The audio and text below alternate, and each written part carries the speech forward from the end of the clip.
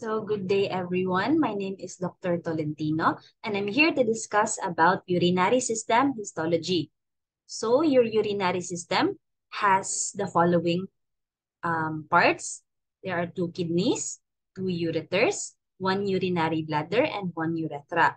Its general function is to ensure the optimal properties of your blood, which the kidneys continuously monitor.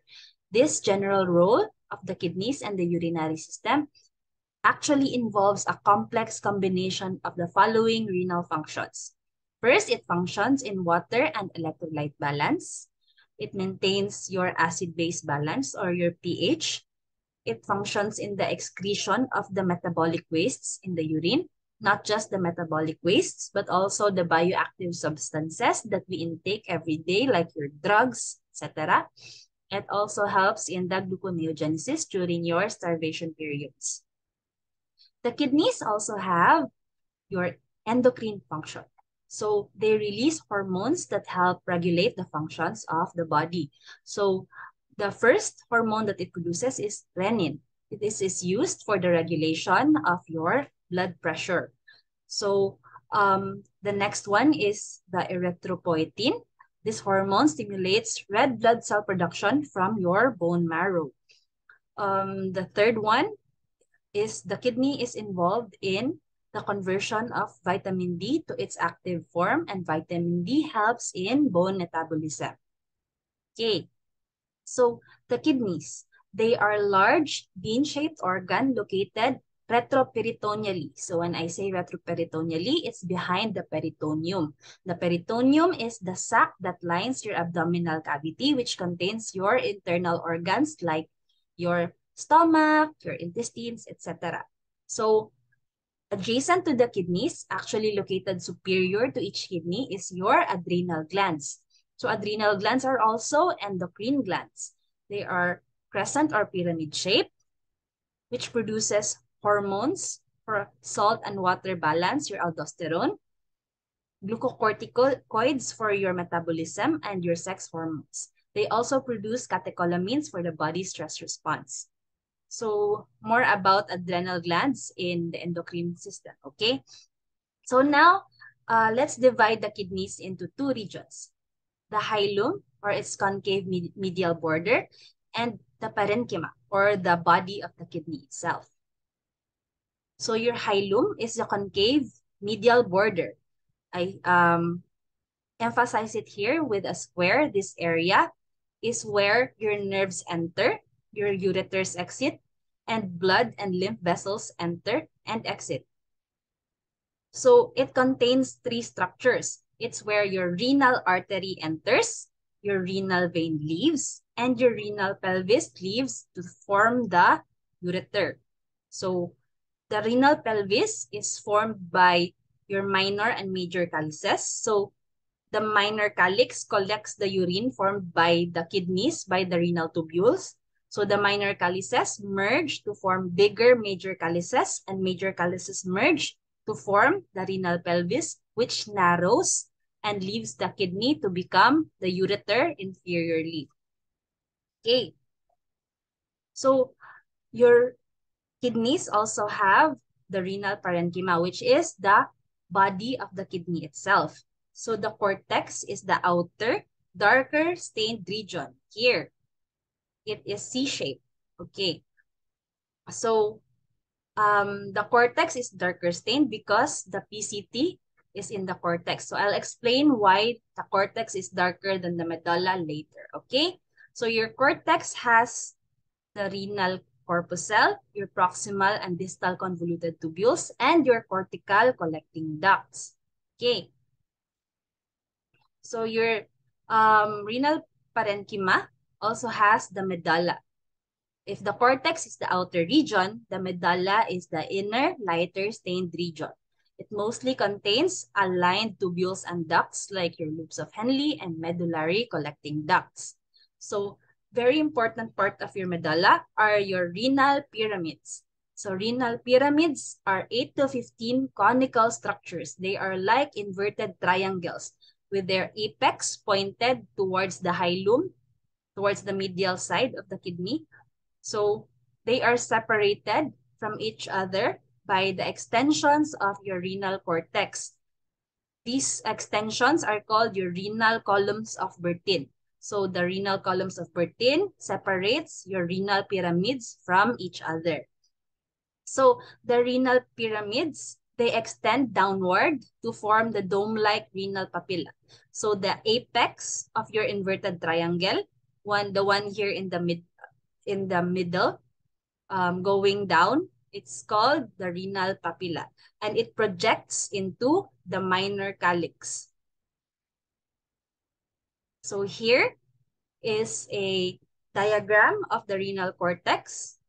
The kidneys, and on the left is the real life actual kidney specimen. Okay, so your kidney has a renal cortex, the outer C-shaped region, also has a medullary region, which is composed of your pyramids here. These are your renal pyramids, and their tips are directed towards the hilum here. They're pointing towards the middle. Okay, so what separates your renal pyramids from each other are your renal columns of Bertin. Here, these are your renal columns. They are extensions of your cortex into the medulla, which separates your pyramids from each other. Okay, so the tips of your pyramids here is called the renal papilla. They project into the minor calyx. So the flow of the urine is from the cortex to the medulla and into the minor calyx, which merge into major calyces, which merge into the bigger structure here in the middle called your renal pelvis. So this widened structure of called your renal pelvis will narrow as it leaves the kidney to form the ureter. Okay. So here is a tissue section of your kidney. So as you can see, your cortex is the darker stained region up here. It contains your renal corpuscle, the renal corpuscles. Okay, you'll get a clearer picture later about the renal corpuscles. Your proximal convoluted tubules, which makes up majority of the cortex, your distal convoluted tubules, and your cortical collecting ducts. Your medulla is this inner region. It's lighter stained compared to the cortex. It has tubules, the following: loops of Henle and medullary collecting ducts. So I will explain later why the cortex is darker than your medulla.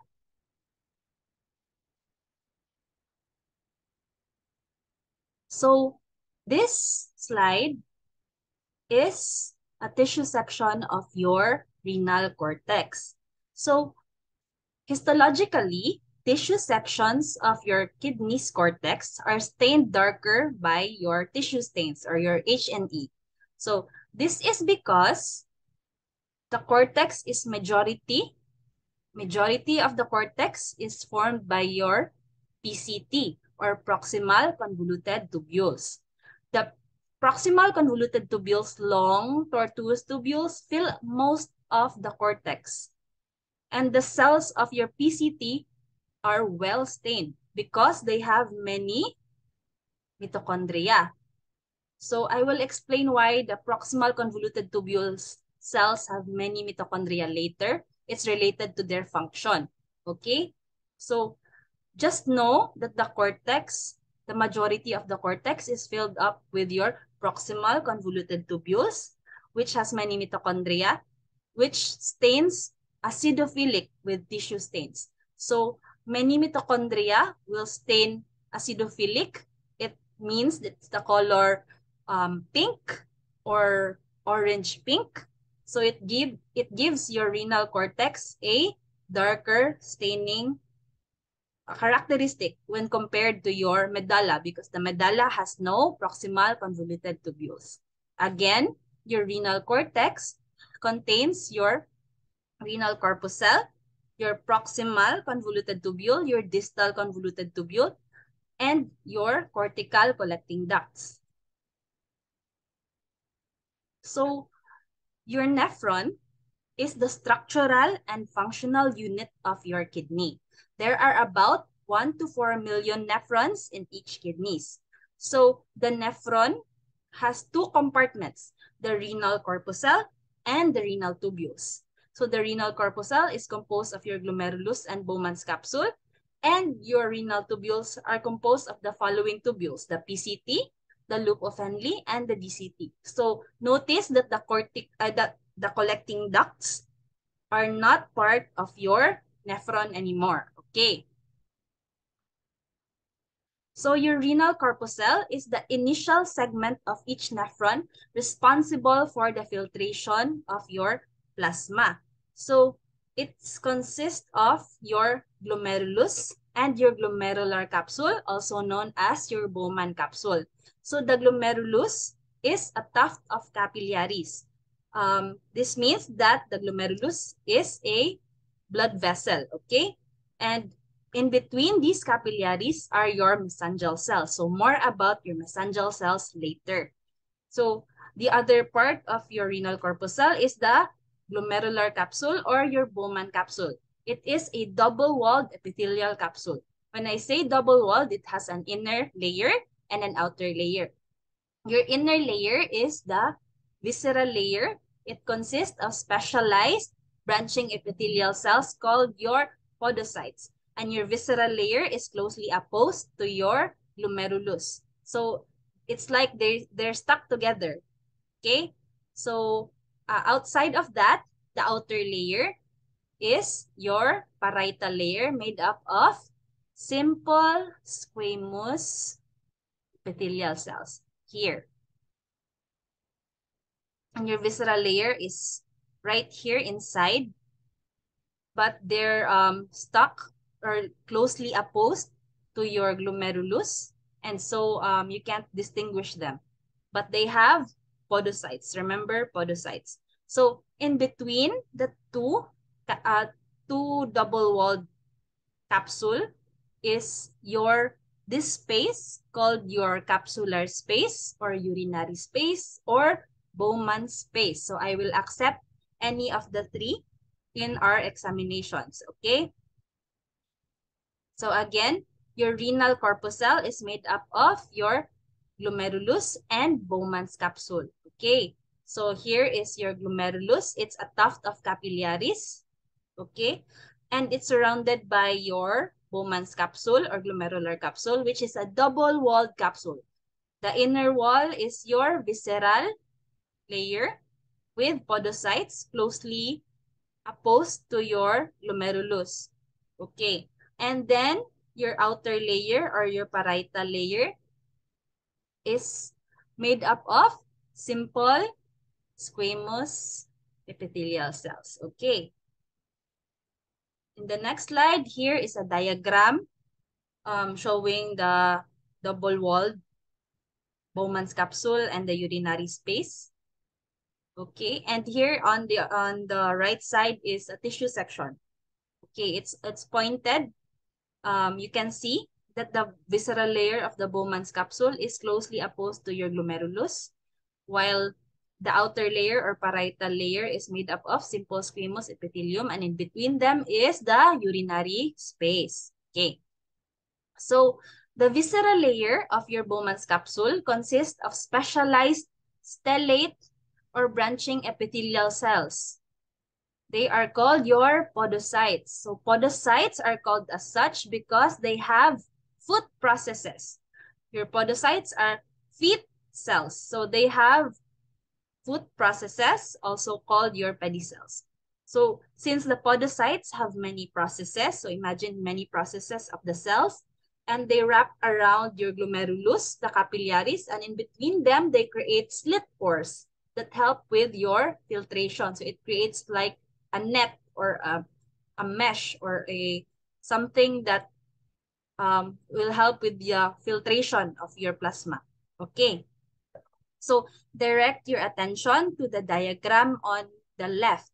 Okay, you can see that in the letter B, you can see there are podocytes here with foot processes, these long processes, and together with the fenestrated capillary endothelial cells that rests on a glomerular basement membrane. So these three layers, your endothelial cells, your GBM, and your podocytes will compose the apparatus for renal filtration. So remember this because I might ask this in the quiz. Okay, your renal corpuscle has two poles. So the first pole is the vascular pole. So your vascular pole is where your afferent arteriole or the artery going into the kidney enters, and efferent arteriole or the artery leaving the kidneys exit. So this is your vascular pole. Okay, the vascular pole also contains the juxtaglomerular apparatus, which we will discuss later. Okay, so your urinary pole is where the urine goes after being filtered by the glomerulus. So the urinary pole is where your proximal convoluted tubule begin. This is the first part of your tubules. Okay. As you can see in the image, the artery is not clearly seen, but you can see that the blood is going inside the glomerulus. So here is your vascular pole. And right outside the capsular space, okay, the Bowman space right into the proximal convoluted tubule or the first part of the tubule is your urinary pole. Okay. So here is the tissue section of your cortex. You know that it's the cortex because it has glomerulus. Okay. So your glomerulus has two poles. In this pole is the vascular pole. You can see it clearly, the arteries, but you can see that this is the distal convoluted tubule, and the distal convoluted tubule is part of your juxtaglomerular apparatus, which is in the vascular pole. So I will teach you how to distinguish the tubules from each other in the later slides, okay? So just know that the vascular pole is where the afferent arteriole enters and the efferent arteriole leaves. And the urinary pole is where your urine first goes, because this is the initial part of your tubules or your proximal convoluted tubules. Okay. So another image, another diagram in the left showing the vascular pole. This is the afferent arteriole in entering, efferent arteriole leaving. And here also is a part of your juxtaglomerular apparatus in the distal tubule. And right outside the urinary space where the urine goes, where your proximal convoluted tubule begins, is your urinary pole. You can see it here. Here is where the blood enters, so it must be the vascular pole. And here is the where the urine exits from your Bowman space into the proximal convoluted tubule. So this must be your urinary pole. Okay. So what is this juxtaglomerular apparatus? So it is a sensory apparatus that regulates the glomerular blood flow via the renin, angiotensin, and aldosterone system. So that will be discussed in other subjects, but just know that this JGA is a sensory apparatus. It uses feedback mechanisms to regulate the glomerular blood flow. So the blood flow into the glomerulus must be kept constant so that the rate of the filtration of your plasma must be constant also. So that is the function of your juxtaglomerular apparatus. So it has three parts. Your macula densa, which is modified cells, which are part of your distal convoluted tubules. So the distal convoluted tubules are cuboidal cells, but your macula densa is modified. So they are more columnar and they look thicker than the rest of your distal convoluted tubules. And your juxtaglomerular cells are, on the other hand, are cells of the afferent arteriole. So the afferent arteriole is an arteriole, so it has smooth muscle in its walls. But this smooth muscle, called your juxtaglomerular cell, is modified also. It's modified to have a secretory function. So it's a smooth muscle that secretes your renin. So this renin, as I said, helps in the, remember, helps in the maintenance of your blood pressure. Okay. And then the third one is your mesangial cells. So these are the cells in between your capillaries. They are contractile cells. They contract in response to blood pressure changes or blood flow changes inside your glomerulus. So remember, glomerulus is a blood vessel.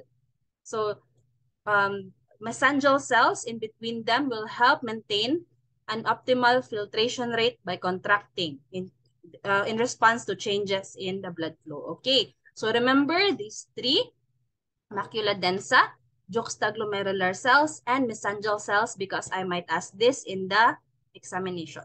Okay, so here is a tissue section showing the vascular pole of your, what is this? This is your glomerulus with your Bowman's capsule. So this is a renal corpuscle. So the renal corpuscle has your vascular pole here.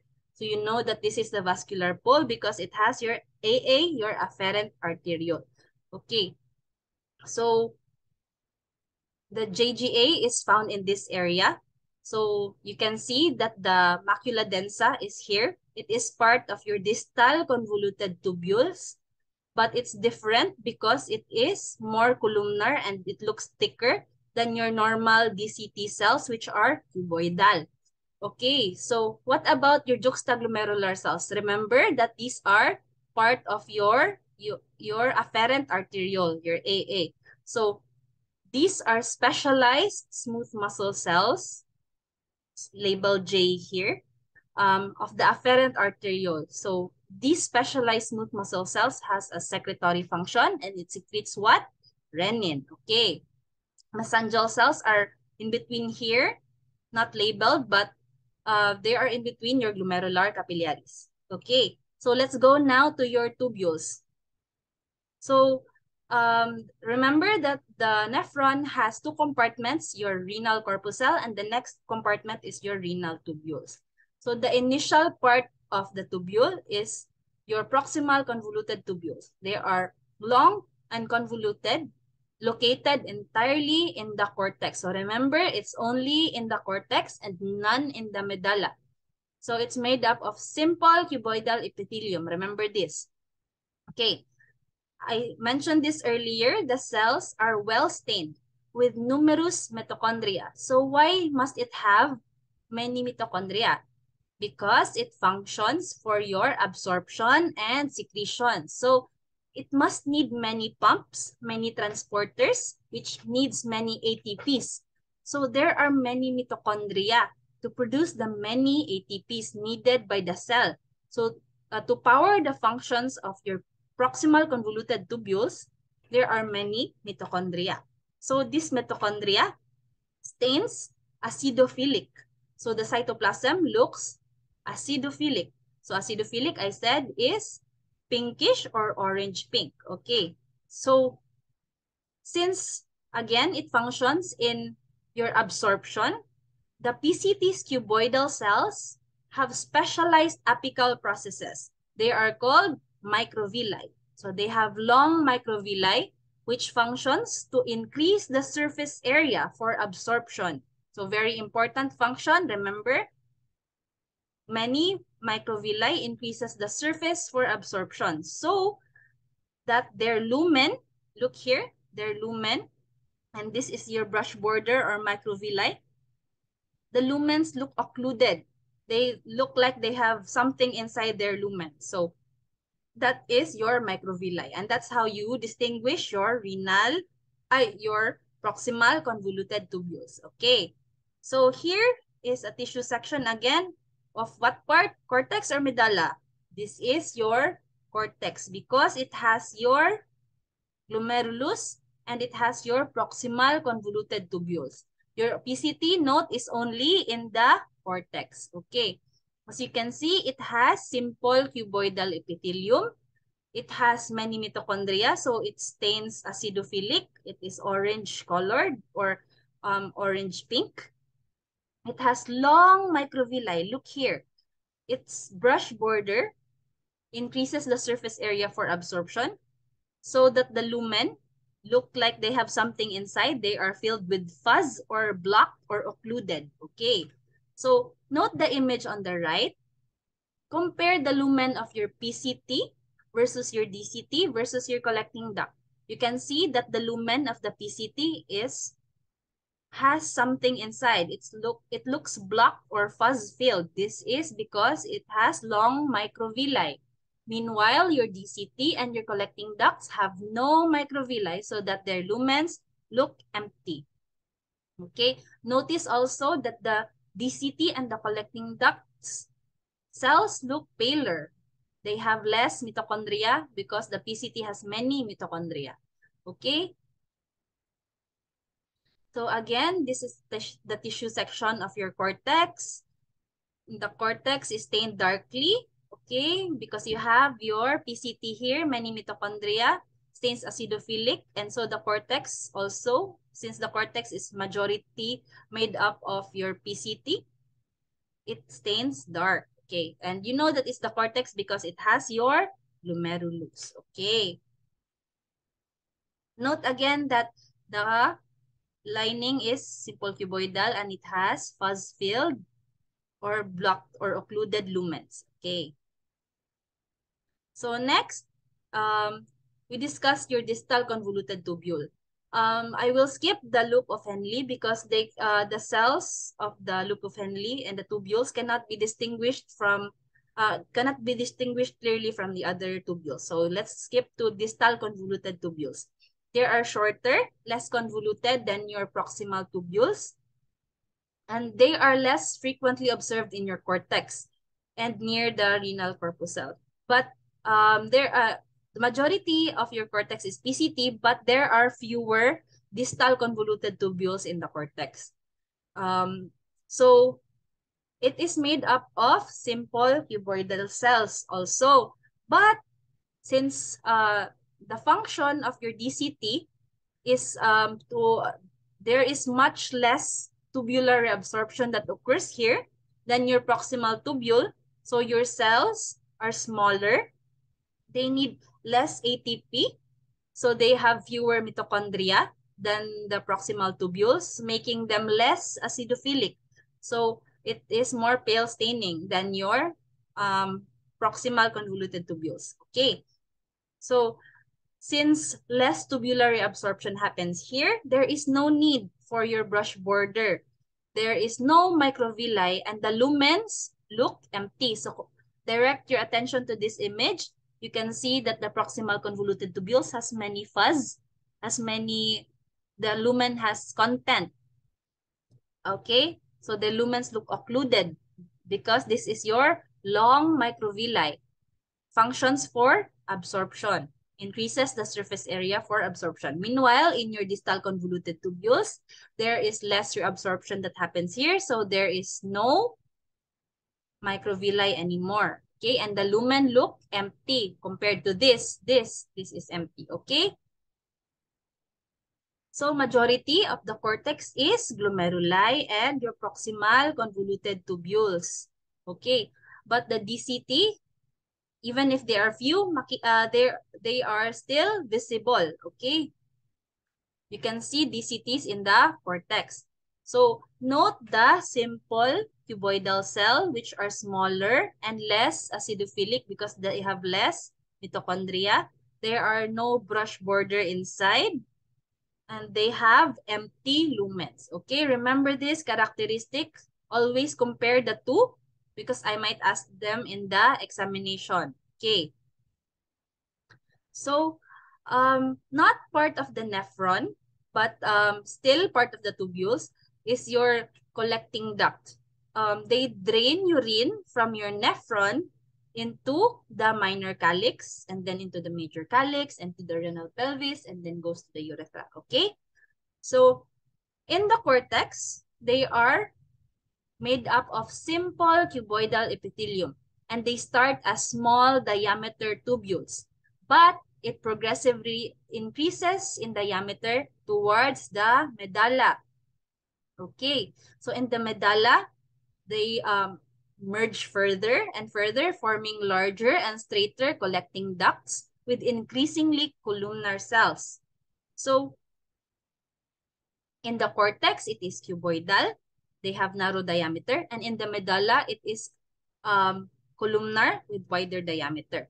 So notice that the collecting duct is paler compared to the other tubules because it is made up of pale staining principal cells. The principal cells is pale staining because they only have few organelles because there is very less reabsorption that happens here. Here is the final site of water reabsorption in the medulla. Okay. So here, what is this? Is this the cortex or your medulla? This is the cortex. How do you know? Because you have your proximal convoluted tubules here with lumens occluded. Okay, very acidophilic, darker staining tissue with glomerulus. So this must be your cortex. So this is your cortical collecting duct. The collecting ducts in the cortex. So you can see the cells are almost cuboidal and they are narrow, but when they go to the medulla, they progressively merge and increase in diameter, and their cells change also. So they become more columnar. As you can notice here, it's more columnar. Okay, so it's wider here and more columnar. Remember that. So why is it pale staining again? Because it's composed of your pale staining principal cells. Remember, principal cells. So the collecting ducts are pale staining compared to your proximal convoluted and distal convoluted tubules. Okay, on to the next part of your urinary system. So from the kidney, the urine is transported by your ureters from the renal pelvis to the urinary bladder. So in the urinary bladder, it is stored until it is emptied by urination using your urethra to the outside of your body. So other than the kidneys, the urinary system has its own specialized epithelium called your urothelium or your transitional epithelium. Okay, so this epithelium is unique because it is stratified into 3 layers, each layer with different shapes of cells. Okay, so your apical layer is composed of large bulbous epithelial cells called your umbrella cells. So they are called as such because of their shape and their function as well. So they protect the underlying cells against your potentially cytotoxic effect of the hypertonic urine. So imagine you have a very hypertonic urine, and when normal cells are in contact with it, they might shrink and die. So the hypertonic urine is potentially cytotoxic. So the apical layer of umbrella cells will protect the underlying cells from contact with the urine. So they are most developed where? In the urinary bladder. Why urinary bladder? Because it is where most of the contact time with your urine is the greatest. Okay? So urine is stored in the urinary bladder and there is more contact time with the urine. Okay? Next layer is the intermediate layer. It is made up of low columnar to cuboidal cells, and your last layer is your basal layer. They are made of small basal cells resting on a basement membrane. Okay, so here is your tissue section of your urothelium. Okay, this is from the urinary bladder. Okay, here is the well-developed umbrella cells or the apical layer. They are large bulbous or elliptical cells called umbrella cells. Okay, the intermediate layer is low columnar to cuboidal cells here. And the lowermost portion is the basal layer of small basal cells resting on a basement membrane. Okay, here is your umbrella cell. Okay, it looks like an umbrella. Okay, there are large bulbous cells and they protect the underlying cells against the cytotoxic effects of your urine. Okay, so this is your ureter. This is how I remember how the ureter looks like histologically. Note that the cut section of the ureter shows longitudinally folded mucosa. So the mucosa folds. So making the lumen look like a flower or a rosette. So remember this image because it helps in identifying your ureters. So your ureter has 3 layers. It has your mucosa, your muscularis externa, and your adventitia. Okay, it has only 3 layers, remember. Okay, so the mucosa of your ureter, as I said, it's made up of urothelium or transitional epithelium, apical layer of umbrella cells, intermediate layer, and basal layer. Okay, so this cut section shows longitudinally folded mucosa so that its lumen looks like a flower. Okay, and this lamina propria here is made up of fibroelastic connective tissue.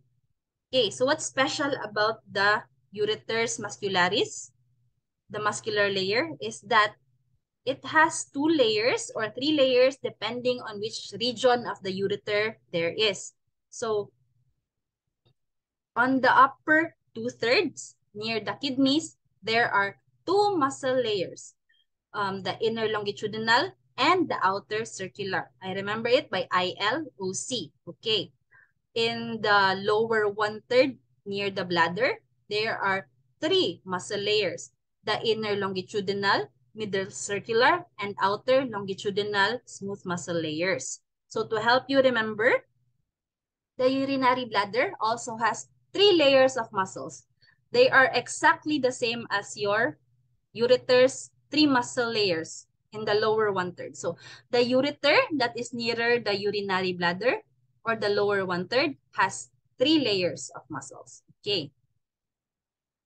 The ureters also have an adventitia, the outermost layer made up of your loose connective tissue, your adipose, your blood vessels, and nerves which nurture which nourish your tissue, your ureter. Okay. So here's another image, a cross-section of the ureter. Remember this folded mucosa, making the lumen look like a flower or a rosette. So as you can see, it consists only of 3 layers. Your urothelium and your lamina propria is part of the mucosa. Your muscularis has 2 or 3 muscle layers depending on which region you are, upper 2/3 or lower 1/3. And adventitia with the loose connective tissue, adipose, your blood vessels, and your nerves. Okay. So let's go to the urinary bladder. It has 4 layers, unlike your ureter. So it has a mucosa. It has now a submucosa, thick muscularis propria, and your adventitia. So again, it's lined by the specialized epithelium for the urinary system, your urothelium. It has a submucosa and the muscularis. So the slide is big, so I think the adventitia got cut off, but it has an adventitia as well. Okay. So let's go to the mucosa of the urinary bladder. You can see that the epithelium is also, again, urothelium, the specialized epithelium for your urinary system. The transitional epithelium or urothelium, again, very important. Okay, the mucosa of your urinary bladder will exhibit mucosal folds that will disappear during bladder distension. So why is the bladder distended? It's because it is filled with your urine. Also, note that the mucosa layer or the urothelium differs whenever the bladder is filled or empty or relaxed or stretched, okay? So when the bladder is relaxed, it's 5 to 7 layers thick. When it is stretched, it is 2 to 3 layers thick.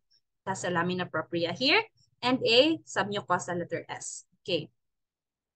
Again, note the changes that occur in the epithelium when the bladder is empty and when the bladder is full. So when it's empty and relaxed or collapsed, note this on the left side of your screen. It is made up of 5 to 7 layers thick of cells. Okay? When it is distended on the right part of your screen, it's distended, filled with urine or stretched. It is 2 to 3 layers thick only. Okay? So here again is a slide of your urinary bladder. It only captured your epithelium and your lamina, and your submucosa. Okay, so it is made up of your transitional epithelium, has an apical layer of umbrella cells. Why is it, again, well developed in the urinary bladder? Because here is where the most contact with your urine is, because the urine is stored in your urinary bladder. So your apical layer of cells, your umbrella cells, need to protect the underlying cells from the hypertonic urine, which is potentially cytotoxic. Okay. So you also have your intermediate layer of cells and your basal layer of cells. Okay. So the urinary bladder also has a muscularis propria. In fact, it is a very thick layer of your muscle. Okay, so there are three poorly delineated layers. They are like exactly the lower 1/3 of your ureter. So it has an inner longitudinal, middle circular, and outer longitudinal layers. It cannot be distinguished here because they are poorly delineated. But collectively, they are called your detrusor muscle. So your detrusor muscle contracts to empty the urinary bladder during urination. So the urinary bladder also has your adventitia. So the adventitia is made of adipose cells, your nerves, and your blood vessels which nourish your urinary bladder. So again, remember this detrusor muscle because I might ask this in the examination. Okay. So thank you very much. I hope you learned something today, and I hope you study for your examinations because it will be very easy if you study. Okay? This has been Dr. Tolentino. Thank you and have a nice day, everyone.